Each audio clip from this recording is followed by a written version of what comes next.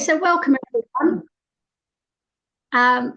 Thank you for joining us this evening. For most of us, I think it's the first official day of the summer holidays, isn't it? So this is our Stronger Practice Hub webinar with myself. I'm Kim Barnettson. I'm the childminding partner for this Stronger Practice Hub the Barn Stronger Practice Hub.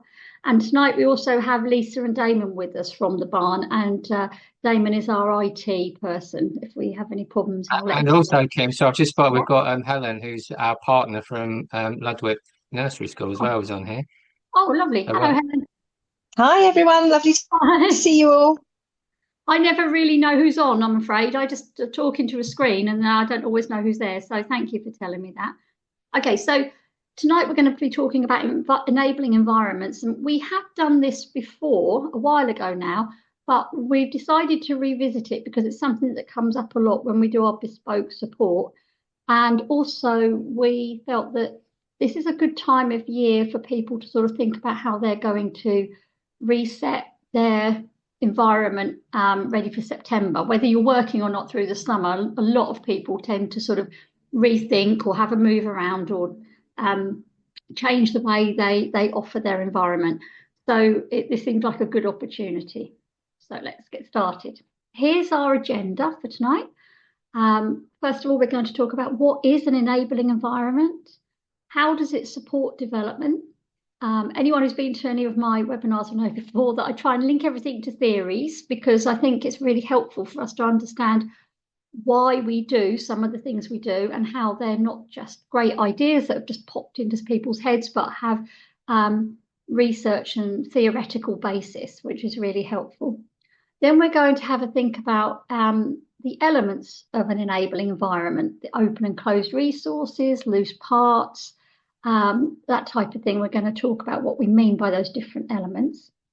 And then practical ideas to provide an enabling environment, all about doing things on a budget and not spending a lot of money, but it's very easy to make your environment as enabling as possible on quite a small amount of money.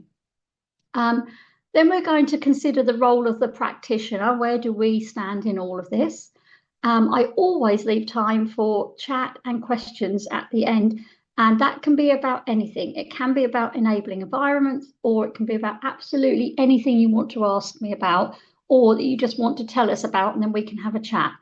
At the end, the very end, is the links, the references, and a bit further reading for anyone who wants to dive into any of these areas a little bit deeper.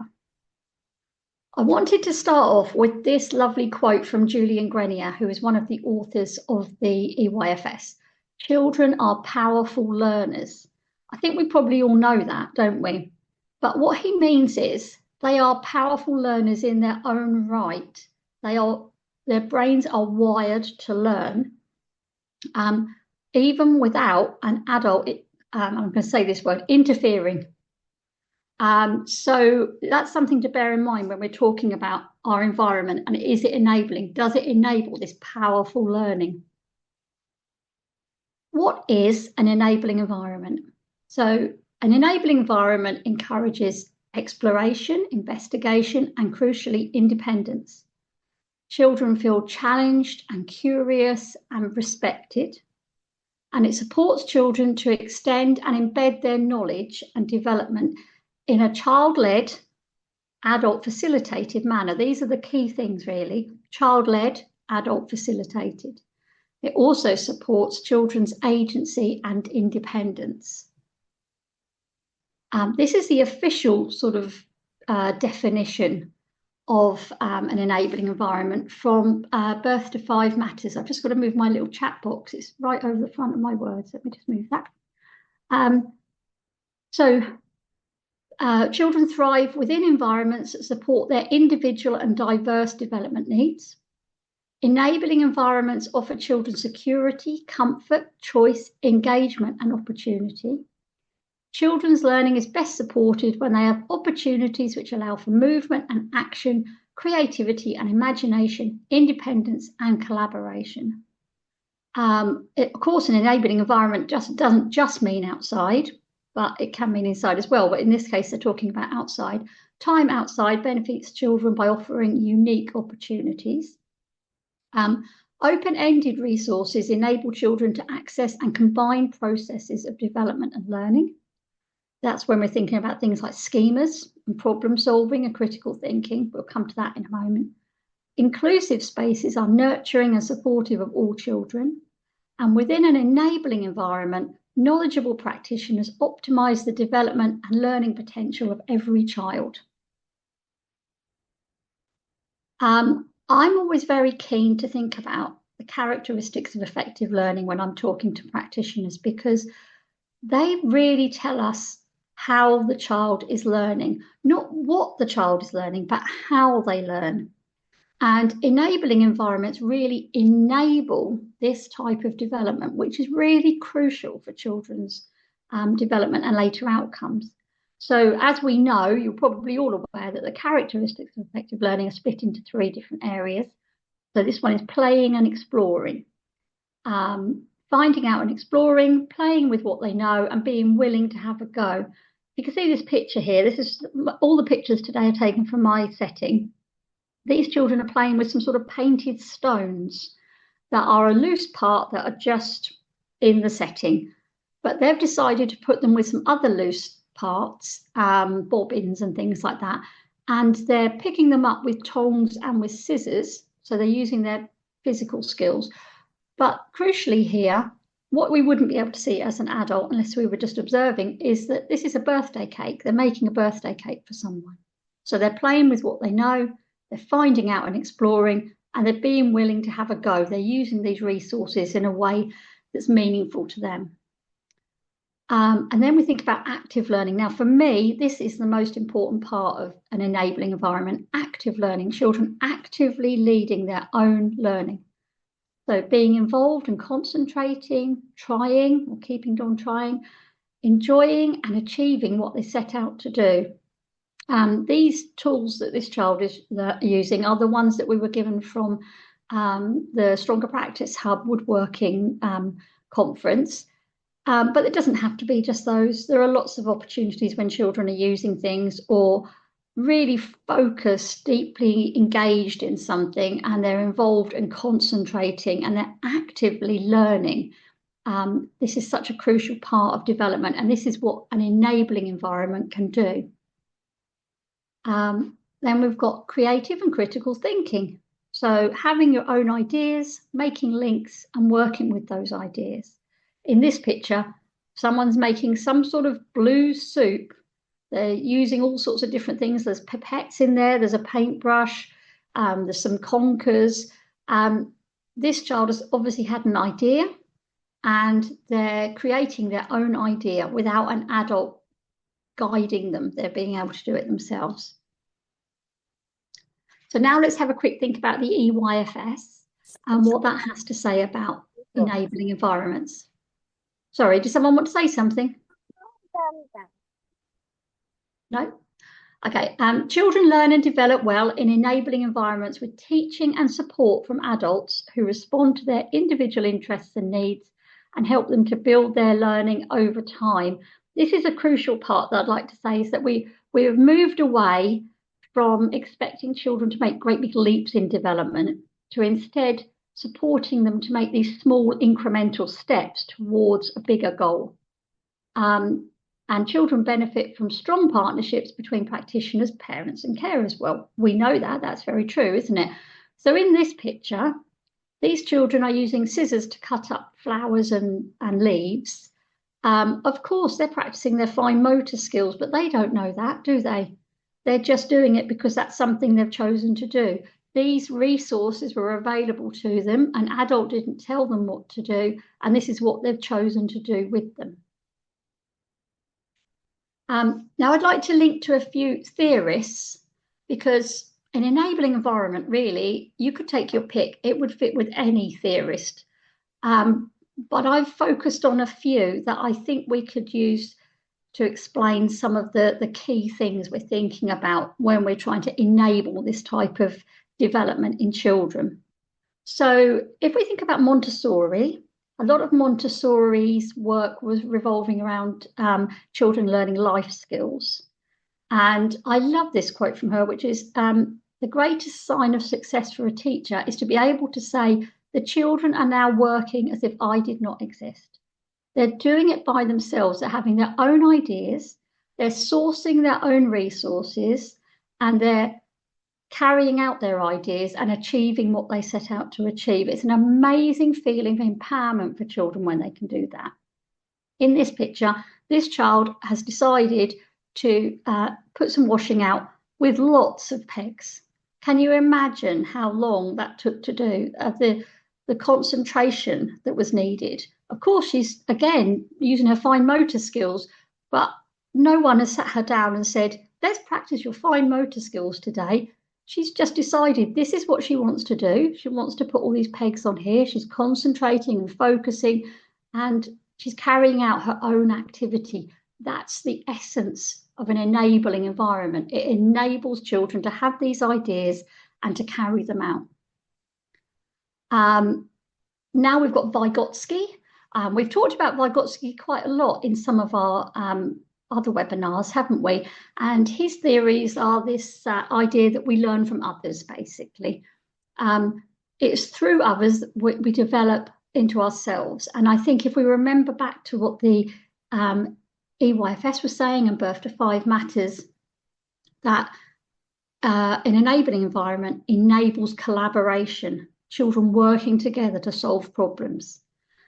Because critical thinking is great. Sometimes critical thinking is a lone activity, but more often, especially when you get a group of children, it is a group collaboration. And that's when younger children learn from older children, and these problems are solved as a group, which is a really, really important thing for children to learn, because it's supporting lots of PSED, isn't it? And they've got lots of communication going on there as well. I think most of you probably are familiar with Reggio Emilia. This is a pedagogy from Italy. A lot of it's outside forest school type settings, but the main thing is that it's child-led, adult enabled. Here we have the quote: the environment is not simply a black backdrop for learning, but an active participant in the educational journey.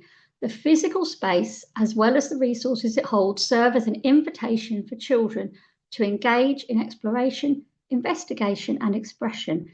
And the key phrase here is the environment is the third teacher, and it really is, because if you can set up your enabling environment, the children will run with it and will develop and come up with some amazing creative ideas. So in this picture here, you can see these 3 children, and they've got some cable drums and one of these balance wobble board things. They've also got some things from the mud kitchen, and they're mixing up a mud pie or something. This is a cafe that they've set up. These children were all 2 in this picture, all 2-year-olds. So in my setting, the garden's quite small, but these resources weren't all in the same area. I hadn't set this up for them. This was completely their own idea. They'd brought the cable drums over from a different part of the garden and put them out like this. They'd collected the things from the mud kitchen. They'd dug up the mud from the mud pit, and they'd brought it over, and they were engaged in this role play. It's a really quite complex thing for a 2-year-old to do, for a group of 2-year-olds, but the environment enabled these ideas that they had, and they could actually extend these ideas because these resources were available to them. I really like that. It looks antique, doesn't it? Yeah, because of the... I think someone might have their microphone on. Now let's have a think about Piaget. I'm sure most of you have thought about, have not heard of Piaget. And his cognitive development theory. So it's just how children's brains develop. And he says the environment should encourage active learning. There's that key word again, active. Probably our conversation by talking about money, but I am going to have to have a price conversation. $4.50. I'm so sorry. Someone's talking. Would it be possible to turn your microphone off, please? Mute yourself. Yeah, I've done it, Karen. Thank you. So Piaget says environment should encourage active learning, stimulate skills of inquiry, and promote problem solving and risk taking. So an example here is this little one. she wanted to balance the Play-Doh on the top of these paper straws. And obviously, Play-Doh is quite heavy and it just wouldn't balance.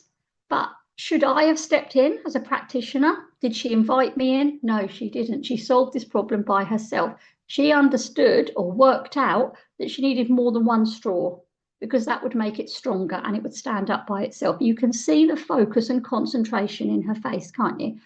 And that's where Piaget is saying about this active learning, problem solving, working things out for themselves. And because in an enabling environment, you've got these resources available for children to use as they wish to use them, this is where this really deep learning comes in. Now, I could have gone on and on and on about theorists, but I didn't want to spend the whole hour doing that. So I've just got a few quotes that I think fit in quite nicely with what we were saying. I'm not sure if you've heard of Theorist. I hope I've said that correctly. That's the curriculum they use in New Zealand, which is based on traditional child rearing ideas from the Maoris. And it's the quote here is, "The child learns through active," that key word again, "exploration of the environment." Montessori over in the corner here, "To assist a child, we must provide him with an environment which will enable him to develop freely." Then the wonderful, most amazing Bev Boss. If you haven't heard of Bev Boss before, please go and look her up. Go on YouTube and go down that rabbit hole because she is just amazing. And her quote here, "If it hasn't been in the hand and the body, it can't be in the brain." It needs to be active learning from children. I've clicked the button too many times and given away the ending of these quotes, but never mind. And then we've got Loris Malaguzzi is the theorist behind Reggio. "The wider the range of possibilities we offer children, the more intense will be their motivations and the richer their experiences." So an enabling environment offers children a wide range of possibilities, in fact, an infinite range of possibilities, because it's completely up to the children how they use the resources.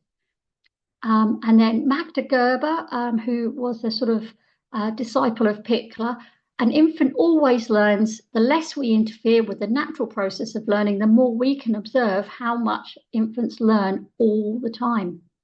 We'll come on to that in a little bit when we're talking about the role of the practitioner. And then Pickler, as most of you know, my favourite theorist, "Give children the freedom to explore and they will learn naturally." So as I say, you could cover an enabling environment, really does cover every theory you can think of. It's really backed up by the EYFS, by Development Matters, and also by Birth to 5 Matters. Now I'd like to have a think about these elements of an enabling environment. What does it really look like in practice? So one of the key elements we're thinking of is the difference between what we call a closed resource and an open-ended resource. And I always like to use this example because I think it's just familiar to everyone. We've got this lovely wooden garage, very, very nice, nothing wrong with it at all, but it's only ever going to be a wooden garage. And on the right-hand side, you have tubs, pipes, there were some planks involved in this picture somewhere, open-ended resources. So the key difference is closed resources are only ever really going to be one thing. Okay, you could put some plastic horses or cows on there and make it into a zoo or something, but it doesn't have the flexibility to be able to really be anything else. And open-ended resources can be absolutely anything. A cardboard box can be a garage with some planks or something like that. A cardboard box can also be a house, could be a boat, could be a zoo, could be a mask, could be a bed. It can be anything, can't it? That's what I mean. In fact, a cardboard box is probably the very best open-ended resource. One really good thing about open-ended resources is that when you've got them, you don't need a garage, a doll's house, a fire station, an airport, a hospital. You don't need those things because the open-ended resources do all of them. So this is one of the very key elements of an enabling environment. When we think back to all of the things we've seen about active learning, children coming up with their own ways of doing things. A closed resource doesn't support that. Open-ended resources do. Loose parts, obviously, are absolutely key to an enabling environment. And I know quite often people think that of loose parts as small things, but I think you can see in this picture, they can also be quite big too. One thing I want to say about loose parts is that quite often, us as adults, I'm sorry to disappoint you all, but we're boring. We're very boring adults. We're very few of us have got any type of that childlike creativity or way of seeing the world left. And for instance, here, there are some crates, some cable drums, some buckets. What does that mean to an adult? They would be a bucket, you put something in a bucket. It would be a crate, I'm going to put something in a crate and carry it around. A cable drum is just going to be a cable drum. But to these children, this was a tower to balance. The cable reels are quite often, children sit on them and wheel them around, or they use them as stepping stones, or they put buckets on their head and pretend they're a helmet, or they make the crates into beds, or they sometimes put them on the slide and slide down the slide in the crates. There are an infinite way of using these things, but as an adult, we can't see that because we're an adult and we've lost that ability. But when we let children lead their own exploration, they decide how to use things. This is another thing that I think is quite an interesting part of the enabling environment, is using real objects or authentic objects, you might call them. So in this picture, you've got all these little elephants that I've got from a charity shop, and someone had given me this lovely little wooden box. As an adult, what would I do with those elephants? I wouldn't really know what to do with them. They'd just be an ornament. But here we have an elephant hospital. You can see they've all got plasters on, haven't they? And the child that was putting these elephants into the hospital was talking to them, using lots of amazing communication about what had happened to them, how she was going to make them better. And then she puts them into the hospital. But there's a problem because some of the elephants are too big. They can't fit in. And in other little cubicles, you can fit more than one elephant. So she sort of inadvertently created her own maths problem. She didn't need a shape sorter. She didn't need a jigsaw to do that. She could just do that with these open-ended, imaginative objects. So I would definitely suggest, we'll see when we get to the end, going to charity shops, picking up a few of these really interesting things, because this enables such an amazing array of creative ideas that, again, as an adult, we've sort of lost that a little bit and we can't always think of it, but children haven't lost it. They have this amazing ability to see beyond the obvious. One thing I wanted to talk about is risk-taking. That's part of an enabling environment. Evidence shows that children who are able to manage their own risks from an early age are less likely to be engaged in risky behaviour as teenagers and young adults. And we know that's the age when quite a lot of risky behaviour happens. But you can help children by allowing them and to take their own risks, only in small ways. I'm not suggesting we let children climb up, I don't know, a pylon or run into the road or anything like that. But here, for instance, these children are climbing on these logs. What's the worst thing that's going to happen? They're probably not going to be injured, are they? And they're having confidence in their own ability. They're working out, where can they go? How could they climb to that next bit? How could they balance? How can they get up? How can they get down? So anything you can do to enable children to manage their own risk, even in a very small way, is very, very helpful.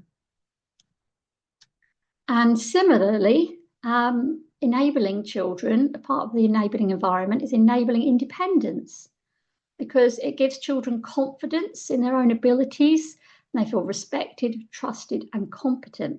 Again, children who are able to make their own, have independent skills and are able to make their own decisions and have confidence in their own decision making, are shown to be more confident as young adults as well, and that means that they're going to have confidence in their own decision making then, and are less likely to be swayed into risky behaviour.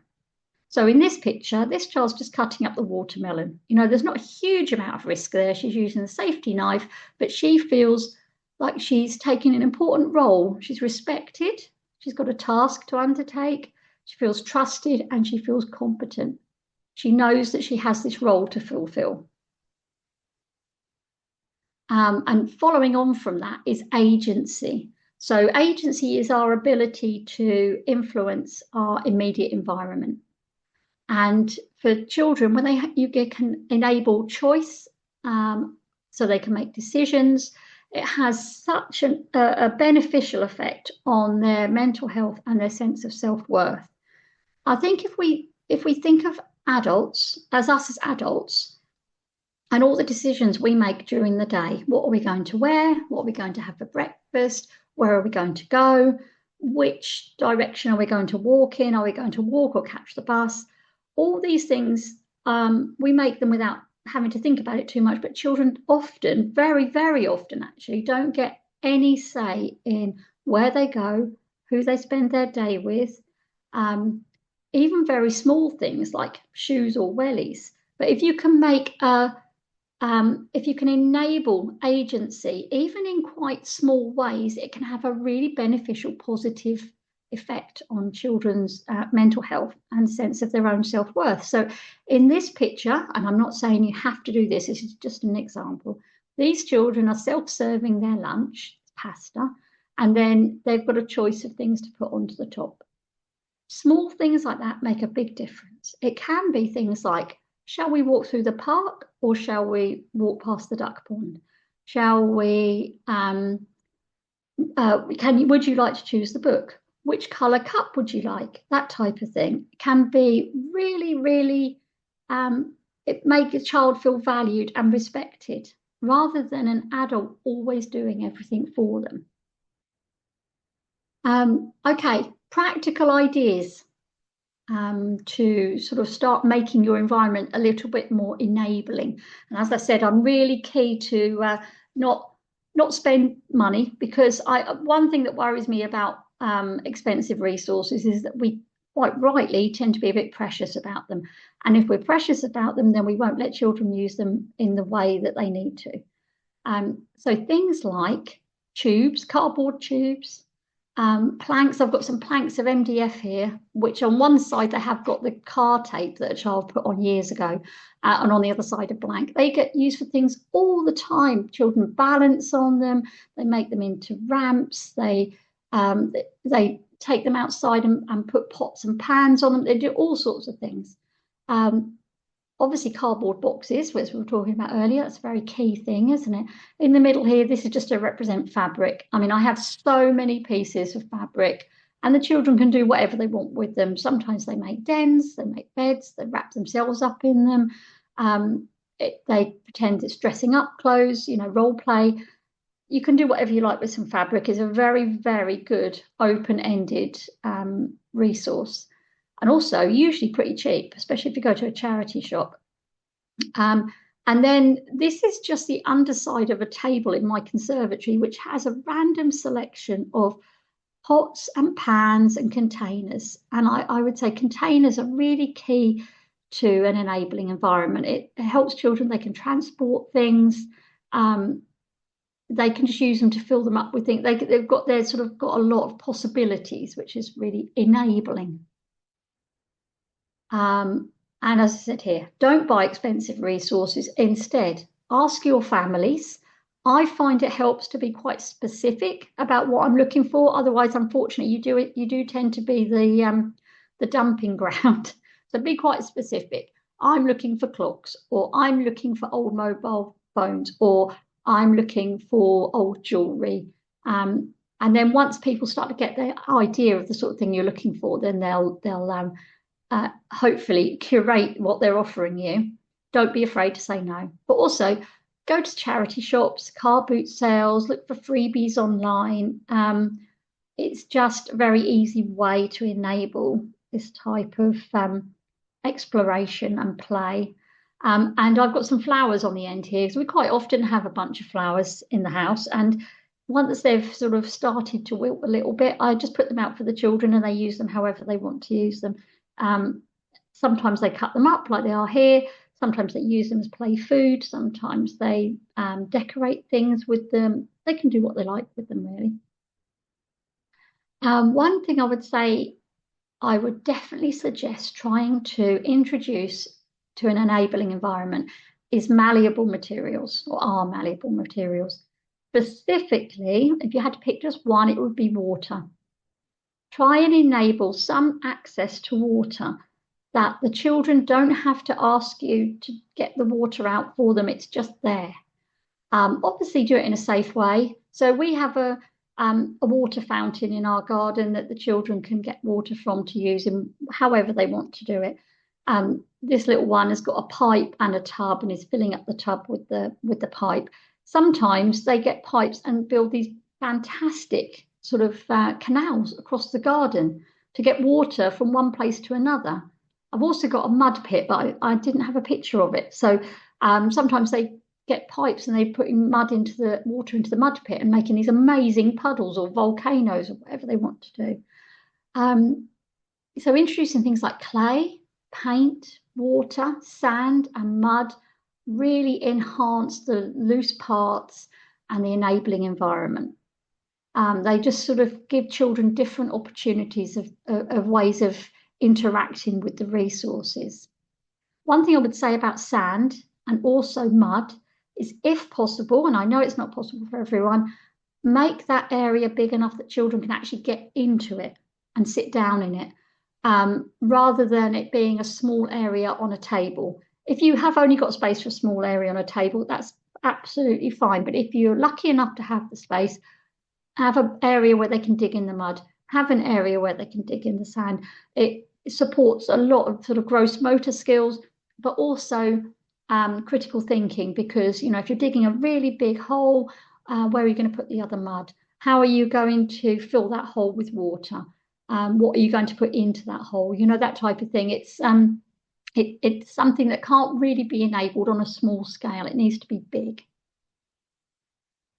And here we have, when we were talking about enabling agency and independence, that type of thing, that's what I want to talk about here, really. Let's step back and let children try to do things by themselves. So over here we have little one washing her hands in our art cabin. She's 2. She can wash her hands perfectly well without me doing anything. And then we've got a little one pouring drinks. Again, you don't have to do it like this. This is just how I do it. We all have small jugs full of water, and we have lots of little espresso cups, but they look like teacups. And that's how we have our drinks in our setting. And people always ask me, oh, don't they get broken? And I've only had 2 breakages in the last maybe 7 years, and they were both me dropping cups on the floor. You would be amazed at how delicate children can be with things like that. Obviously, I probably wouldn't give that to a very young baby, or a child maybe with SEND needs who likes to throw. But you'll know your children well enough. You'll know when they're ready to have those types of things. And then we've got the tools as well. Let them try things themselves. Let them try, and it might go wrong, and then they try again. The picture on the end, excuse the messy cupboard, is the cupboard of spare clothes in our bathroom. And this child had gone to get, sorry, my phone just went off. This child had gone to get some spare clothes from her shelf. She selects them herself. That's why it looks a muddle, because they push their clothes back in. They just shove them in. She selects her clothes. She gets changed by herself. She doesn't need me to do it. I'm obviously there if she needs some help. But children are much more capable than we give them credit for. They can do these things. And imagine the sense of empowerment that you're enabling by offering these opportunities. And then we've said again about introducing real or unusual objects. So this is my mud kitchen. And then there's the elephants again, and then some lovely shoes that I found in a charity shop. And then at the end is a box of, what you'd call those really, offcuts and samples. The mud kitchen is full of things from charity shops or things that people have given us. The real difference is that there's nothing wrong with plastic per se, but real objects feel different. They weigh differently. They've just got a different reality to them. And ultimately, what do children want? They want to be grown-ups. They want to emulate what grown-ups do. And to do that, they need the proper resources, don't they? So they've got some scales, they've got potato mashers, they've got sieves, all these things that they just need. They're just normal things to have. And, you know, I respect them enough to give them adult resources. And I think this might be our last one on this, which was embrace process over product. I'm hoping that most of you are familiar with that term, but if you're not, I'll quickly explain it. So all of the things we've talked about tonight are about enabling children to come up with their own ideas, to try things out, to have critical thinking, to solve problems. And if we as adults are expecting them to come up with a product, an end product to this creativity, something that can be taken home or stuck on the wall, then we're immediately shutting down that creativity because we're in charge of what the child has to make. And we don't really want to do that if we want to enable this amazing creativity and critical thinking that children have. So process over product means just what it says, really. Embrace that idea of just letting them go with the creativity. It doesn't matter if they finish with something. It doesn't matter if they make something and then deconstruct it. They might come back to something again time after time. It's their creation and it's not up to us to tell them what to do or what it should look like. So in this picture, we've got some clay that children have put different things in, and then some packaging that I've got in my art cabin that the children have been painting on. And then we've got a big lump of dried clay that has been in our art cabin for maybe 6 months. Every single week, this piece of clay and the log next to it in the other picture are painted. And they're painted in different ways by different children. And it's this ongoing, amazing creative process that the children really, really enjoy. And there's no adult control over that at all. The children can do whatever they want. So definitely try and embrace that. So this is great, isn't it? We let the children are running amok, doing whatever they want to do. What do we do as the practitioner? Do we just sit back and have a cup of tea? Well, I would say yes, actually. Sit back, have a cup of tea and observe your children. As one of the quotes said, when we're watching the children, we get to know how much they're actually learning. But the key thing here really, as the EYFS said, is that we know the children. You know the children in your setting intimately, don't you? You know where their development is, where they've got areas where they may need a little bit of support, what their particular interests are, whether they've got a schema, whatever it is, you can curate and adapt your environment to support their development. Obviously, this is all up to you where these things come from, isn't it? Because the children aren't going to go out and buy these resources or source them from anywhere. So you can source and display these resources, knowing that they're going to support the children's development. You observe them, and then, as we were saying with the picture of the child with the Play-Doh on the straws, you step into scaffold or model when invited. Now, that doesn't mean necessarily that a child says, can you come and help me with this? Sometimes it does. Depends on the age of the child, doesn't it, and their development. A child will always invite you in if they need support. They will ask you, they will show you something, they'll look at you, and you'll know that that's your cue to go and support them or scaffold or model how to do something. I would suggest possibly if you're going to introduce things like china cups, that might be a good opportunity to model how we use them. So you might sit down with them at snack time and have your own drink in a china cup and talk about china's so pretty, but it's also very delicate. Let's think about what delicate means. If it falls on the floor, it might break, and then we'd be sad because we'd have lost our lovely cup, but also it could be sharp and we don't want to get hurt. And that's enabling children to risk assess their own use of those resources. So I would say it's great to work alongside the children in that Reggio Emilia way. I quite often sit in the art cabin and paint my own things in there while they're painting as well. And it's great to scaffold when needed, and it's great to model when needed. But generally speaking, as some of those quotes said, when children have an enabling environment, they're competent, powerful learners and can do this without us interfering. So it's time for questions and chat. I'm going to stop sharing my screen now so that I can see all of you lovely people.